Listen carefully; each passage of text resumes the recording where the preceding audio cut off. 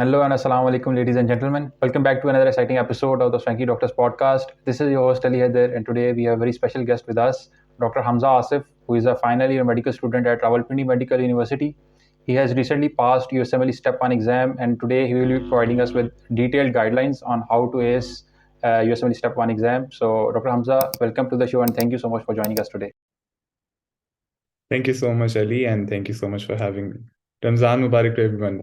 Yeah. So, Dr. Hamza, first of all, congratulations on passing USMLE Step 1 exam, and it's a really very hard exam. और obviously आपकी efforts जो हैं वो they bore fruit. और can you please share the overall experience? वो कैसा experience था, and what was your initial reaction on seeing your results, or how did you celebrated that? Thank you so much, Ali. Definitely, it was a roller coaster ride. And I think बहुत ही एक common line है जो कि सारे बोलते हैं, and I'll just take the chance of saying that as well. It's not a sprint, it's a marathon. So it took almost like 6 to 7 months to prepare especially for the exam. और उससे पहले जो preparation होती है, it starts right from your first year. So I think it's been a roller coaster ride. काफी ups है, काफी downs है. But I think जब तुम्हारी वाली बात है, when your result comes in your hand in the end, so it's everything you need. और Okay. जब result आया था, to be honest, because it's pass and fail now, तो आपके जो you're already expecting a result. So it wasn't like I think prof के result से ज़्यादा डर लग रहा था compared to the USMLE one now. Okay. Okay, that's cool. So, Dr. Hamza, for our audience, can you please explain what is Step 1 and what's the entire syllabus for it? Okay, so USMLE जो exam है ना, it is divided into 3 steps. ठीक है, step 1, step 2 and step 3. Previously it used to be like कि जो step 2 था, it was divided into 2 further steps. Steps कह लो या 2 parts कह लो. The clinical knowledge one and clinical sciences one, but the CS exam has now become obsolete. और उसकी जगह जो है, now we have the OET exam, which is basically a language test. Okay, so अगर हम लोग थोड़ा सा बैकग्राउंड में देख लें, मैं अगर थोड़ा सा एक्सप्लेन कर दूं शुरू में, ताकि आगे जितने भी व्यूअर्स देख रहे होंगे उनके लिए आसानी हो जाएगी. Step 1 is your basic knowledge, जो कि आप फर्स्ट ईयर से लेकर फोर्थ ईयर तक जब आप अपने जो अपने मेडिकल कॉलेज में पढ़ रहे होते हो, तो that is mainly your basic knowledge, जिसके ऊपर आप अपने फाइनल ईयर का नॉलेज यानी कि मेडिसिन और सर्जरी के नॉलेज को आप बिल्ड कर रहे होते हो. तो जो आपका first year to fourth year तक का जो नॉलेज होता है ना, वो टेस्ट करता है आपका स्टेप 1. जो स्टेप 2 है ना, that is basically 70 to 80% step 1. लेकिन उसमें आपके मैनेजमेंट वगैरह जो है वो आना शुरू हो जाती है. फॉर एग्जांपल, अगर आपको थायराइड का पता है, you are able to diagnose hypothyroidism या हाइपरथायरॉयडिज्म, तो स्टेप 2 विल बी लाइक के what is your next best step of management. ठीक है. और स्टेप 3 इज जस्ट लाइक जो हमारे मेडिकल स्कूल के सिस्टम्स में जो ऑस्पीज होती है ना, ये प्रैक्टिकल एग्जामिनेशन होती है, स्टेप 3 इज लाइक दैट. तो लोग बहुत फ्रीक्वेंटली पूछते हैं कि एग्जाम्स होते कहाँ पर हैं. तो स्टेप 1 और स्टेप 2 जो है वो पाकिस्तान में होते हैं. प्रोमेट्रिक सेंटर्स होते हैं यहाँ पर, जो कि ऑफिशियली उनके मलेशिया में जो है उनका, कुआलालंपुर में जो है उनका हेड ऑफिस होता है, और उनके डिफरेंट कंट्रीज के अंदर जो हैं उनकी ब्रांचेस होती हैं. ठीक है. और उनका मकसद ही ये है कि वो एग्जामिनेशन जो है वो कंडक्ट करवाते हैं. लेकिन जो स्टेप 3 है ना, स्टेप 3 आपका यूएस के अंदर ही होता है. So for step 3 you have to go there. और जो स्टेप 3 है, people ask is it necessary और not.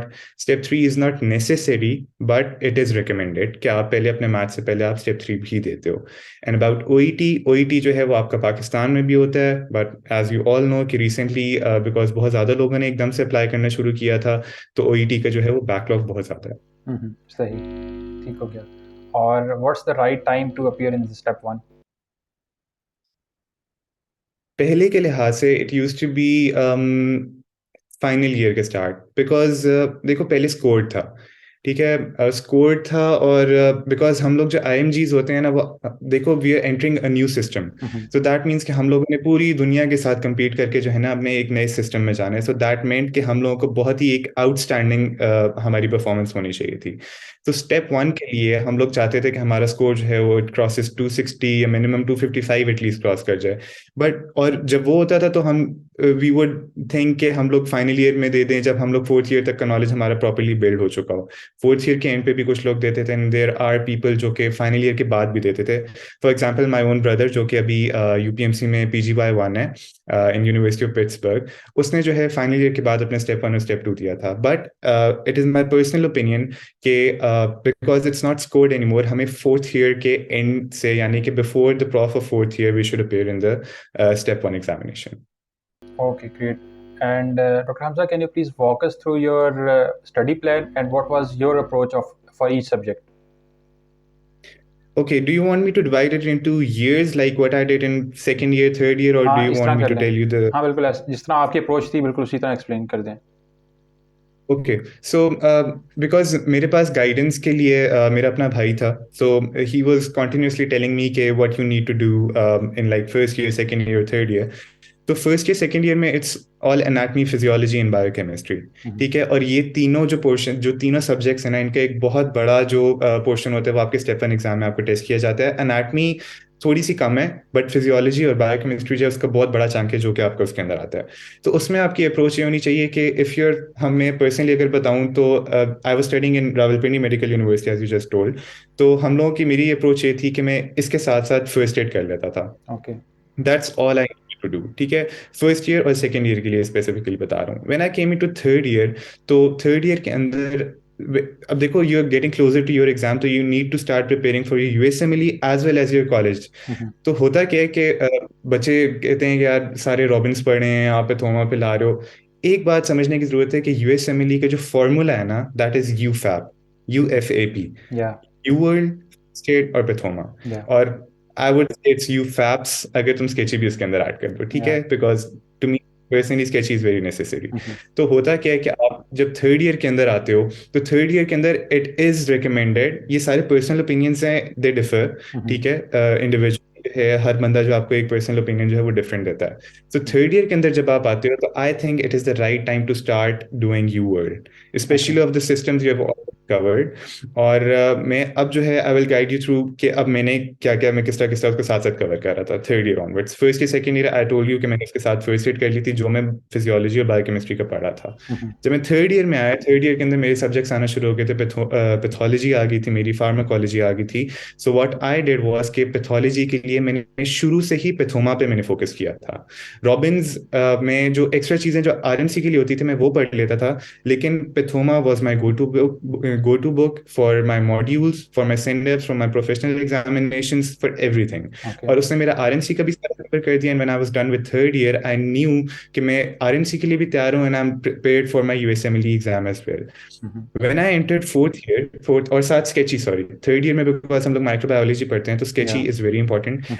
I personally think only Sketchy is not only for microbiology, it is also for anti microbials, ठीक है। Pharmacology sketchy बहुत important है। उसकी वजह सिर्फ ये नहीं है कि आपको उस वक्त याद रहती है, उसकी वजह ये है कि स्टेप 2 में भी आपकी जो आगे कंटिन्यू होना है फार्मा याद रखना बहुत मुश्किल बात है, ठीक है। I mean final year now, to be honest, जब मेरे साथ जो लोग हैं जिन्होंने स्केचीज नहीं की हुई, I know for a fact कि अगर उनसे मेरा अगर कोई कॉन्वर्सेशन हो तो मुझे स्केची की चीज़ें फिर भी याद रह जाती हैं। फॉर एग्जाम्पल साइड इफेक्ट्स हो गए ड्रग्स वगैरह के, लेकिन उनको एक दफ़ा उसको रिवाइज करना पड़ता है। तो स्केची का ये फायदा है कि स्टेप 2 में बिकॉज 70% आपका नॉलेज जो है वो स्टेप 1 वाला टेस्ट होगा, तो इट्स बेटर कि आप लोग साथ साथ स्केची कर लें।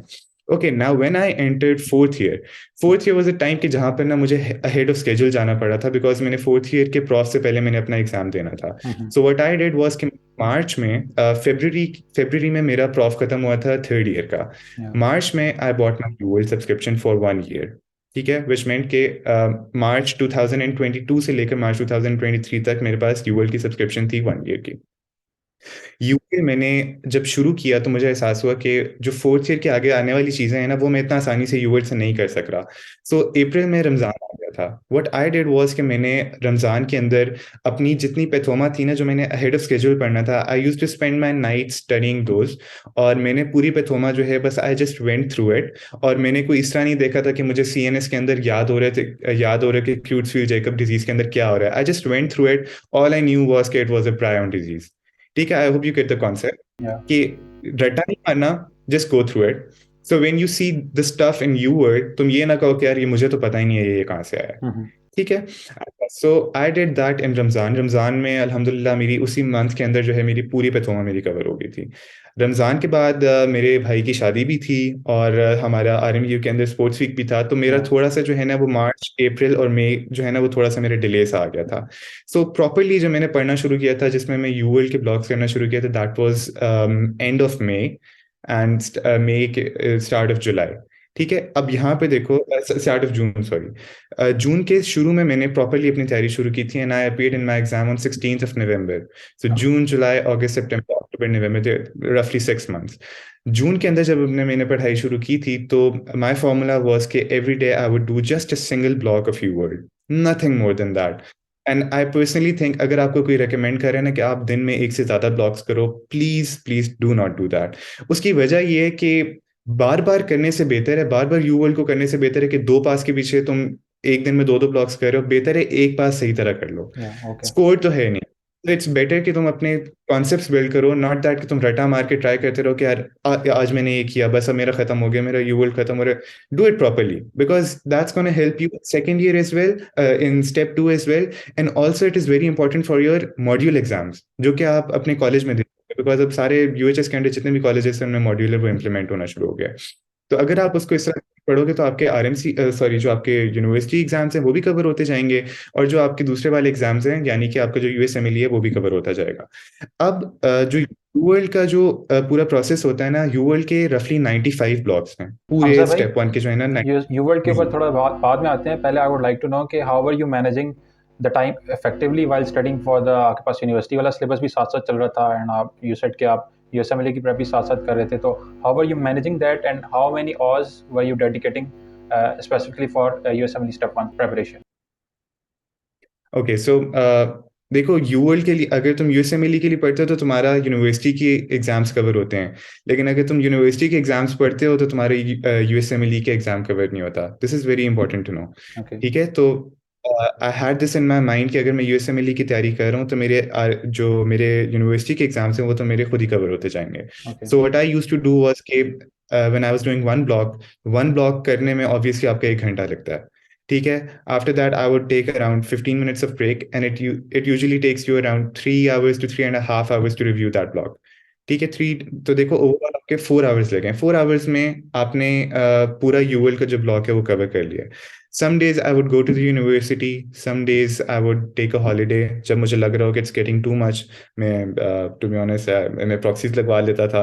और जब मैं यूनिवर्सिटी जाता भी था, एंड व्हेन आई सॉ कि मुझे इतना फ़ायदा नहीं हो रहा लेक्चर्स वगैरह में बैठ के, तो I would sit in the library, और मैं वहाँ पर जाकर अपना ब्लॉग अटेम्प्ट कर लेता था। ठीक है। अटेम्प्ट करने के बाद मैं रिव्यू उसको हमेशा आई वुड मेक श्योर मेरा अटेम्प्ट जिस तरह मर्जी हो जाए कि मैं रिव्यू बहुत उसको कंफर्टेबली कर रहा हूँ। तो मैंने ओके। अपने मेजोरिटी ब्लॉग्स मैंने इसी रूम में बैठकर इसी जगह पर बैठ के मैं अपने रिव्यू किए हैं वो सारे ब्लॉग्स।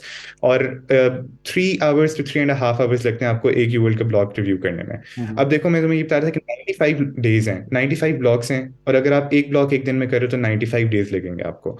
सो इतना टाइम जो है ना, अगर आप फॉर एग्जाम्पल आप 4 hours 95 डेज के लिए लगा रहे हो, आई कैन गारंटी यू कि आपका यूवर्ल्ड और बहुत बहुत कंफर्टेबली जो है ना आपका ये सारा कवर हो जाता है स्टेप 1 का। सही हो और गया। सिलेबस की आपने, let me just quickly conclude that, या। सिलेबस के बारे में ये है, फॉरगेट अबाउट द सिलेबस। क्यों? क्योंकि वो काम ही यू वर्ल्ड का है। If you are buying UWorld, it's their responsibility that you do everything that's going to be included in your paper. So leave that to UWorld. Thank you so much for these amazing tips. Or now I would like to know, okay, did you face any of the unexpected challenges during that entire exam preparation phase? Or if yes, then how did you overcome all those? Okay, so the biggest problem was managing university attendance with this USMLE thing. Personally, I talked to DME, Department of Medical Education. देखो, what they told me was कि if you're studying for an exam and you pass a USMLE exam, it's an honor for you and it's going to be an honor for us as well. Yeah. ठीक है। if you're coming back with a pass report in your hand, so obviously हम लोग तुम लोगों को फिर भी थोड़ा बहुत हेल्प कर देंगे. बट अगर मैं इस तरह करता कि मैं 6 महीने घर भी बैठ जाता और 6 महीने घर बैठने के बाद मैं एग्जाम भी ना देता, मैं पैनिक कर जाता, तो ऑब्वियसली वो भी ना होता. So it was just a marathon और वो मुझे करना पड़ा. So attendance was the biggest thing. I had to trust my friends with proxies. और मैंने डीएमई से डायरेक्टली भी मैंने बात की. I went to the clerks as well. Although काफ़ी लोगों को ये बात पसंद नहीं आएगी, but still I will say कि क्लर्क से जाके आपको काफ़ी बना के रखनी पड़ती है, ठीक है, फॉर योर या अटेंडेंस. सही, ठीक हो क्यों गया. अब ऐसे specifically if I talk about RMC, तो आरएमसी में things are getting a bit more difficult because हम लोग यूएचएस के अंडर आते थे, बट आप लोग जो हो डायरेक्टली जो है वो आरएमयू के अंडर आते हो, यूनिवर्सिटी के अंडर आते हो, तो things are gonna be a bit different in that regard. तो यू हैव टू सही. मेक श्योर कि आप लोग अपनी अटेंडेंस को प्रॉपर्ली मेंटेन भी कर रहे हो साथ. Okay, okay, Hamza bhai, since this entire exam prep session is extremely tiring, so I would like to know कि how are you maintaining a healthy work-life balance while preparing for this exam? Like I said, I was spending only 4 hours every day on USMLE, and the rest of my day went with my friends. मैं हमारे अपनी colony के अंदर जो है हम लोग almost 5 to 6 friends हैं. And I use to make sure कि if I am not going out with my friends, I would go to the gym, I would go for a run. And मुझे recently शौक शुरू हुआ था tennis खेलने का, मैं उस पर जाता था. But I use to make sure कि एवरी सिंगल डे में देयर वॉज टाइम जिसमें मैं घर से बाहर निकल रहा था, ठीक है. चाहे वो मैं अपने दोस्तों के साथ जाऊँ, चाहे वो मैं खाना खाऊं, चाहे बाहर जाके मैं कुछ रनिंग करूं, कुछ भी करूं, but this is my habit. और ये अभी सिर्फ यूएसएमएलई के लिए नहीं थी. मेरी ये पर्सनालिटी के अंदर मेरी चीज़ है कि I like going out. Okay, I think that's that's okay. what helped me keep Okay, my that's cool. sanity. So, Dr. Hamza, now let's talk about the exam day strategy. I would like to know कि how was that day like for you, or did the things go as per your plan, या फिर इसमें कुछ आपके पास ups and downs आए थे on that particular day? Okay, so exam की जो नर्वसनेस होती है, जो एनजाइटी होती है, इट्स ऑलवेज देयर. और अपने आप को ना थोड़ा सा कूल एंड काम रखने के तरीका बस यही है, खासतौर पे स्टेप 1 के अंदर, कि इट्स नॉट स्कोर्ड, ठीक है. हम्म. यू यू विल करके ना आप बहुत ओवर प्रिपेयर कर रहे होते फॉर द एग्जाम, ठीक है. तो whatever comes your way, I think you should be very calm about it, कि you can do it very easily. Exam day पर I just share my experience with you. जब मेरा first question आया था, so it was selective IgA deficiency. तो I was expecting an easier question, और उसका जो सिनारियो था वो भी थोड़ा सा डिफिकल्ट सा था. बट मुझे क्योंकि गाइडेंस मुझे भाई ने की हुई थी इस तरह से कि उसने कहा था, do not spend your time on a single question. Hmm. So my first question was that. और उसमें ना जो फॉन्ट होता है ना, वो बहुत, the screen is quite big, ठीक है. मैं घर पे ना लैपटॉप के ऊपर कर रहा था, so when I went there the screen was quite big, और उसके ऊपर ना छोटा छोटा छोटा करके लिखा हुआ था. So I was a bit nervous, तो मैंने ना ऊपर ये भी नहीं देखा कि मैं फॉन्ट बड़ा कर सकता हूँ. So my first question like this, कि मुझे सिलेक्टिव आईजी डेफिशिएंसी हालांकि मुझे आती थी, लेकिन आई मिस्ड इट. तो मैंने, I did not waste my time there. मैं अगले क्वेश्चन पर आ गया. अगला क्वेश्चन आया, अगला क्वेश्चन भी नहीं आता था. थर्ड क्वेश्चन पे आया, थर्ड भी नहीं आता था. लेकिन फिर आई टोल्ड माई सेल्फ कि मैंने बहुत ओवर प्रिपेयर किया हुआ इस एग्जाम के लिए, ठीक है. सो हम्म. फोर्थ क्वेश्चन में जब मैंने थोड़ा सा गौर किया ना, तो मतलब I was able to pick that very easily. फिर जब मैं सही, 40th क्वेश्चन पे पूछा ना, फोर्थ क्वेश्चन से लेकर 40th क्वेश्चन तक कोई भी ऐसा क्वेश्चन नहीं था जो मुझे नहीं आता. सही. 40th क्वेश्चन के बाद I went back to the first question. First, second और थर्ड क्वेश्चन वो तीनों भी मुझे आते थे, एंड फर्स्ट ब्लॉक जो पूरा था वो मुझे आता था. सो इस वजह से आई वुड लाइक टू से दिस कि प्लीज डू नॉट पैनिक, ठीक है. और पैनिक करना जो है ना, ये सिर्फ उस एग्जाम में हर बंदे को एंजाइटी होती है. आई डोंट थिंक कोई भी ऐसा बंदा होगा 6-7 महीने एक एग्जाम के लिए पढ़ रहा, और 6-7 महीने के बाद जब उसने 1 घंटे के अंदर उसका ये डिसाइड होना कि उसने उस पर क्या करना है, तो वो उस वक्त पैनिक ना करे. लेकिन हम्म. इट्स जस्ट अबाउट माइंडसेट, कि आपने अपने आप को ये बात बतानी है कि you are well over prepared for this exam, ठीक है. और अगर आप इतना ओवर प्रिपेयर करके आ रहे हो, तो there is no way you gonna fail it. और खासतौर पे अब स्कोर भी नहीं है, सो जस्ट बी वेरी काम, सुकून से अपना जाके एग्जाम दो. Okay, that's great. So, Dr. Hamza, looking back, is there anything that you would do differently in your preparation for your Assembly Step 1 exam? Not really, no. ये Oh, जो मैंने अपना टाइमलाइन बताया, I think this was the perfect timeline for a person who is a medical student right now, and he plans to give his USMLE exam by the end of fourth year. okay, that's cool. So, one last question: what advice would you like to give to someone who is planning to appear in your Assembly Step 1 very soon? Number one thing is कि my grandfather says this to me. वो एक शेर बार बार पढ़ते हैं, and that is इरादे जिनके पुख्ता हो, नजर जिनकी खुदा पर हो, तलातम खेज मौजों से वो घबराया नहीं करते. So it's gonna be a marathon. You're gonna see a lot of ups and downs. देखो जितनी बड़ी आपकी ड्रीम होती है ना, उतने ही बड़े फेलियर्स भी उसके साथ एसोसिएटेड होते हैं. Yeah. ठीक है, तो यूएसएमएलई करना, I know it's not easy, but अगर आप उस पाथवे पर एक दफा चढ़ जाओ ना, अल्लाह ताला रास्ते खुद निकालता है. ठीक है, अब व्हेन यू स्टार्ट, आपके जहन में होते हैं यार अटेंडेंस, मेरी सोशल लाइफ, माय फ्रेंड्स, मैं बाहर उतना नहीं जा सकता. तो जितने सैक्रिफाइसेस करते हो उतनी बड़ी आपको चीज़ इन रिटर्न मिल भी रही होती है. और जितने बड़े फेलियर से घबराओगे उतना पीछे रहते जाओगे. यार मैं तो यूएसएमएलई कर ही नहीं सकता, मैं तो फेल हो जाऊंगा, लोगों को क्या मुंह दिखाऊंगा. सो ओके, अगर वो बातें सोचना शुरू कर दोगे, you'll never be able to achieve anything in your life.